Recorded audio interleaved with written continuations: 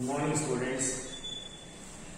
In the last period, we studied the fully taxable allowances. In this class, let us see the second category and third category allowances. The second category allowances are called partially taxable allowances or partially exempted allowances. Then third category, fully tax-free allowances or fully exempted allowances. Now let us see what are the partially taxable allowances. Second category, partially taxable allowances. Partially taxable allowances. Partially taxable allowances, as I have already explained, means out of the total amount of the allowance received by an employee, the employee has to pay income tax only for a certain part and the remaining part is exempted from taxation. In the sense, out of the total amount of the allowance received by the employee, he has to pay income tax only for a part of the allowance and the remaining part is exempted from taxation. Under this category, what are the allowances? Let us see. The first one under this category is HRA. HRA means house rent allowance. House rent allowance. House rent allowance. Briefly, it is called HRA. So this is discussed under section 10, subsection 13A of the Indian Income Tax Act. Then what is HRA? House rent allowance. House rent allowance means it is an allowance paid by the employer to his employee to enable the employee to pay the rent for the house where he is living. That means in order to help the employee to pay the rent of the house where he is living, this kind of allowance is paid by the employer regularly every month in addition to basic salary.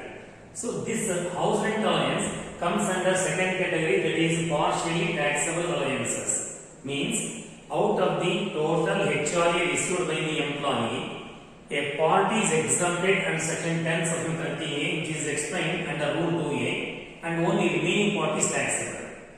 Then the question is, what is exempted part under rule 2A? And how to calculate it? See, as per rule 2A, there are three amounts. You calculate three amounts. Out of the three amounts, the least is exempted from taxation and the remaining balance of the HRA is taxable. Then what are the three amounts and how to calculate them? Let us see the three amounts given under rule 2A of the Indian Income Tax Rules 1962. The first one is excess of rent paid over 10% of salary. Excess of rent paid over 10% of salary. Or the second one is actual amount of HRA received. Actual amount of HRA received. Actual amount of HRA received. Or number three, there are two subpoints. In case the house is situated in Delhi, Kolkata, Mumbai or Chennai, you take 50% of salary. 50% of salary. In case the house is situated at any other place means excluding Kolkata, Delhi, Chennai or Mumbai, then you take 40% of salary. 40% of salary. So you take these three amounts. Out of these three, the least would be exempted from taxation and the balance of the HRA is taxable. So what are the three amounts under rule 2A? Excess of rent paid over 10% of salary. So this simply means from the rent paid by the SSC during the previous year. From the rent paid by the SSC, that is the employee, during the previous year to the owner of the house, you deduct 10% of the salary of the employee. 10% of salary of the employee.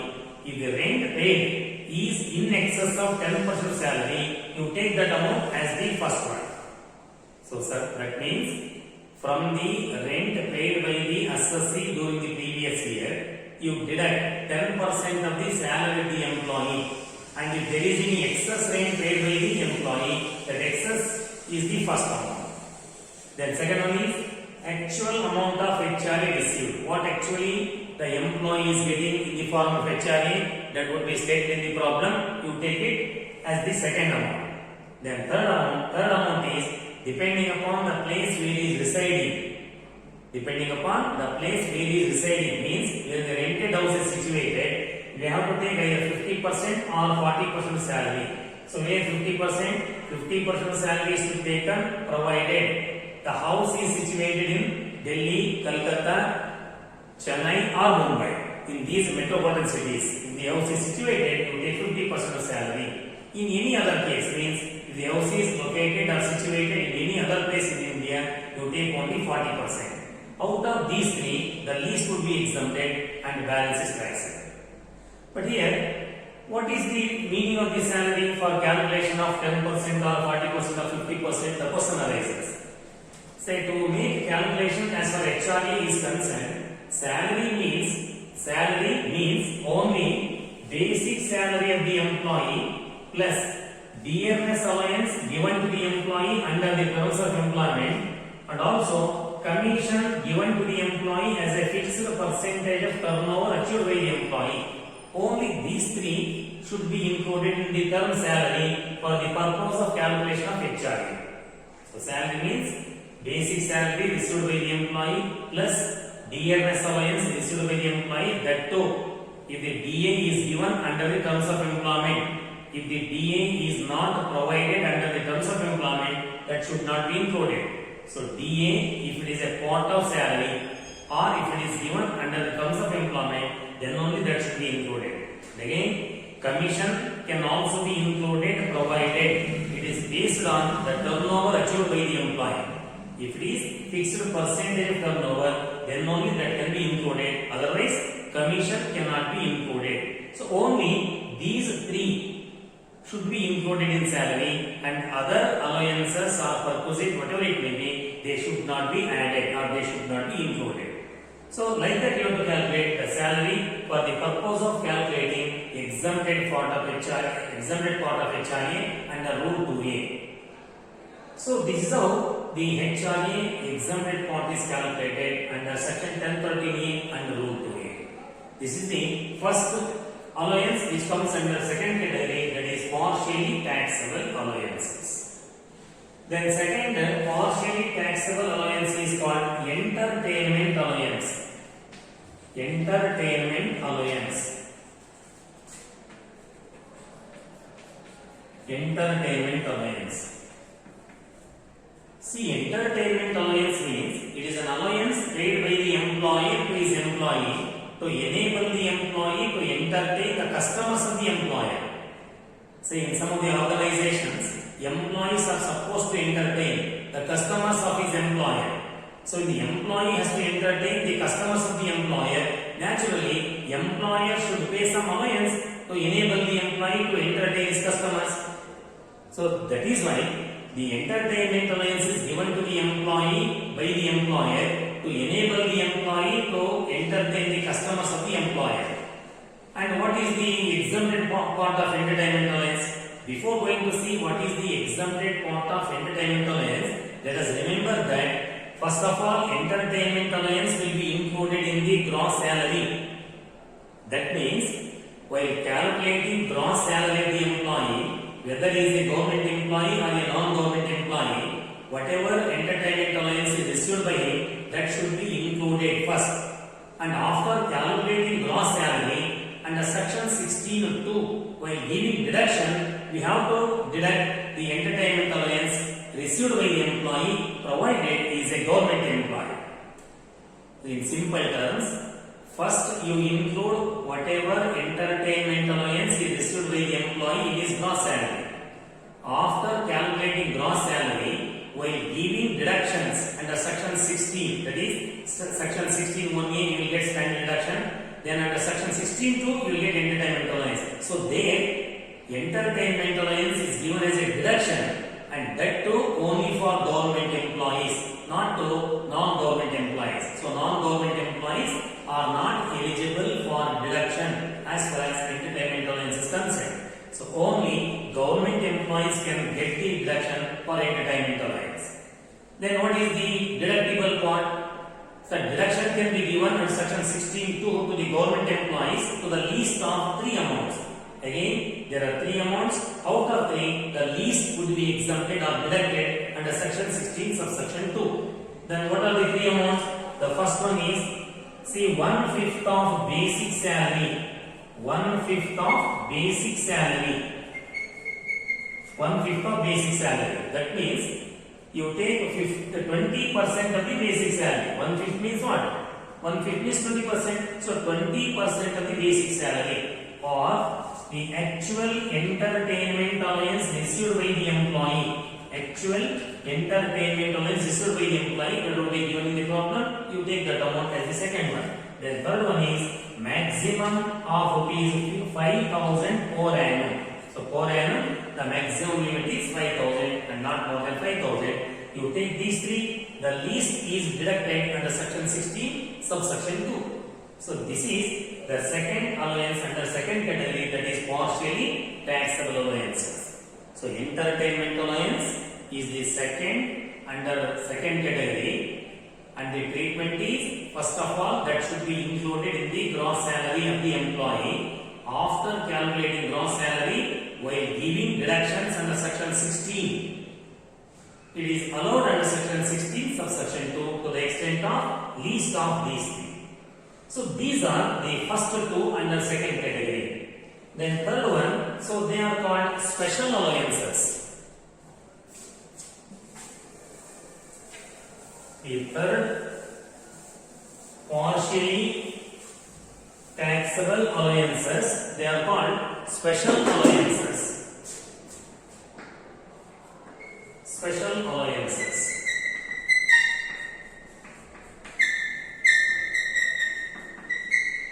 See, some of these special allowances have been notified by the central government in the official gazette, which are exempted from taxation. And these special allowances are of 2 types. There are 2 categories of special allowances. The first category allowances are given under sections 10, subsection 14 and clause 1 of the Indian Income Tax Act. And the second category, they come under section 10, subsection 14 and clause 2 of the Indian Income Tax Act.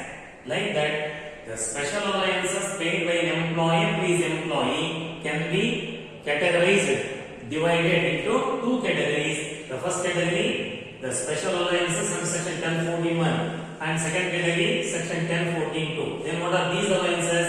Section 10(14)(1). See, the special allowances which come under section 10 subsection 14 clause 1 are given to the employee exclusively for official duty. That means the special allowances listed under section 10 subsection 14 clause 1 are given to the employees to enable the employees to incur the expenditure exclusively for official duty, not for any personal benefit or private purpose. In simple terms, these special allowances are to be spent by the employees only for official duty, not for any personal purpose. So when that is the case, what is the rule as far as taxation is concerned? The rule is, if the amount of the allowance received by the employee is completely spent by the employee for official duty, it is completely exempted from taxation. That means any special allowance which comes under section 10 subsection 14 clause 1 paid to the employee and it is completely spent by the employee for discharge of official duty, it is completely exempted from taxation. No income tax is to be paid by the employee because the employee has spent the allowance exclusively for discharging official duty. If he doesn't spend the money, if the employee does not spend the money, for the unspent money he has to pay income tax. So that is the simple rule applicable to special allowances which come under section 10(14) subsection 1. Then what are the special allowances given under section 10(14) subsection 1? The first special allowance is traveling allowance. Second one is daily allowance. Daily allowance, not DLS allowance, it is daily allowance. Number 3, conveyance allowance. Number 4, helper allowance. Helper allowance. Number 5, academic allowance. Academic allowance. Number 5 is academic allowance. Okay, so these are the special allowances given by the employer to the employee exclusively for official duty. So if these allowances are spent by the employee for official duty, he need not pay any income tax. Then what is this traveling allowance? Traveling allowance is an allowance granted to the employee to enable the employee to meet the cost of travel either on to or on transfer. Sometimes the employees have to commute between places for discharge to discharge the official duty. So to enable the employee to incur cost of travel, this allowance is given, which is called traveling allowance. So that is for official duty travel. Then second, daily allowance. When the employee is out of place, that is, when the employee is traveling from one place to another place for official duty, he has to incur certain daily charges. So to enable the employee to meet ordinary daily charges, daily allowance will be given, and that daily allowance is also one of the special allowances in section 1014(1). Then conveyance allowance. Conveyance allowance means it is an allowance given to the employee to enable the employee to maintain a conveyance, that is vehicle, for going to office and coming back from the office. So conveyance allowance is nothing but vehicle allowance, where the employee is maintaining a vehicle to attend his official duties, and this allowance is also exempted provided the whole amount is spent by the assessee. Then helper allowance. Helper allowance means it is an allowance granted to the employee to enable the employee to appoint a helper to discharge official duty. So that is also exempted provided it is completely incurred by the employee for discharge of official duty. Then comes academic allowance. Academic allowance means if the employees want to go for academic work, that is for doing any research, or if the employee wants to take any refresher courses. So if the employee wants to go for higher studies, an allowance called academic allowance is given or research allowance is given. So that is also exempted provided it is spent for that purpose. Then one more is the uniform allowance. Uniform allowance. See, sometimes employees are required to wear uniforms during official duty. To enable the employee to purchase the uniform and maintain the uniform, an allowance called uniform allowance is given. That uniform allowance is also partially exempted. Sorry, it is completely exempted provided it is spent for official duty. So these are the special allowances listed by central government under section 10, section 14, clause 1. So the simple rule for these allowances is, if the amount of the allowance is spent by the employee for discharging official duty, the whole amount is exempted from taxation. If any part of the allowance is not spent by the employee, that is unspent, the unspent amount is always taxable. See, in the next class I shall explain what are the special allowances which come under section 1014 clause 2. So these are also special allowances, but these are given to the employee to enable the employee to incur his personal expenditure or the private expenditure, not for official duty. Okay, so I shall explain. So these are special allowances in the next class. ನೋಡಿ, special ಸಾರಿ ನಿಮಗೆ alliances ನಲ್ಲಿ ನಾನು ಹಿಂದಿನ class ನಲ್ಲಿ fully taxable alliances ಅನ್ನು ಹೇಳಿಕೊಟ್ಟಿದ್ದೆ. ಈ class ನಲ್ಲಿ 2 ಮತ್ತು 3ನೇ ಕ್ಯಾಟಗರಿ ಅಲೈನ್ಸ್ ನ ನಾವು ನೋಡೋಣ. 2ನೇ category allowances partially taxable allowances ಅಂತ ಇದೆ. ಪಾರ್ಷಿಯಲಿ ಟ್ಯಾಕ್ಸಬಲ್ ಅಲೈನ್ಸಸ್ ಅಲ್ಲಿ ಹೆಸರಿನಲ್ಲೇ ಇದೆ. ಅಂದ್ರೆ ಏನು ಅಲೈನ್ಸ್ ಒಬ್ಬ ಎಂಪ್ಲಾಯಿಗೆ ಬಂದಿದೆ, ಆ ಬಂದಿರುವ ಅಲೈನ್ಸ್ ನಲ್ಲಿ ಇಡೀ ಅಲೈನ್ಸಿನ ಹಣ ಏನಿದೆ, ಅಮೌಂಟ್ ಏನಿದೆ ಅದಕ್ಕೆ ಟ್ಯಾಕ್ಸ್ ಕಟ್ಟೋದು ಬೇಕಾಗಿಲ್ಲ. ಒಂದು ಭಾಗ ಎಕ್ಸಂಪ್ಷನ್ ಸಿಗುತ್ತೆ, ಮತ್ತೊಂದು ಭಾಗಕ್ಕೆ ಟ್ಯಾಕ್ಸ್ ಕಟ್ಟಬೇಕಾಗುತ್ತೆ. ಉದಾಹರಣೆಗೆ ಯಾವುದೋ ಒಂದು ಈ ಕ್ಯಾಟಗರಿ ಬರ್ತಕ್ಕಂಥ ಒಂದು ಅಲೈನ್ಸ್ ಒಂದು 15,000 ರೂಪಾಯಿ ಎಂಪ್ಲಾಯಿ ಬಂದಿದೆ ಅಂದ್ರೆ ಆ 15,000ದಲ್ಲಿ 15,000 ರೂಪಾಯಿ ಅವನು ಇನ್ಕಮ್ ಟ್ಯಾಕ್ಸ್ ಕಟ್ಟೋದು ಬೇಕಾಗಿಲ್ಲ, ಒಂದು ಭಾಗಕ್ಕೆ ವಿನಾಯಿತಿ ಸಿಗುತ್ತೆ.